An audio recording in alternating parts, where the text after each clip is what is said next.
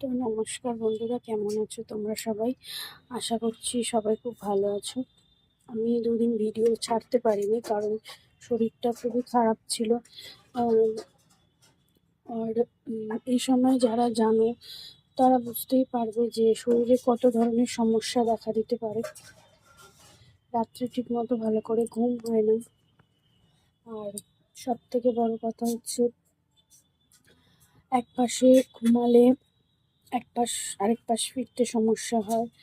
আহ, কোমর কোমর ব্যথা করে। আমি প্রায় 3.5-4 লিটার জল খাই দিনে, তারপরেও আমার পায়ে ক্র্যাম্প ধরছে, ব্যথা হচ্ছে। মনে হচ্ছে পুরো লোয়ার পোর্শনটা পুরোটাই ব্যথা, মানে অবশ হয়ে যাচ্ছে, শুতে পারছি না, ঘুম আসছে না। মাঝরাত্রে উঠে পড়ছি, আবার ভোরের দিকে একটু ঘুমানোর চেষ্টা করছি, না ঘুমালে শরীরটাও ক্লান্ত হয়ে যাচ্ছে। এই করে করে দিন যাচ্ছে, তাই তোমাদের ডেলি আপডেটটা দেওয়া হচ্ছে না। তো তোমরা চেষ্টা করো, একটু পাশে থাকার চেষ্টা করো।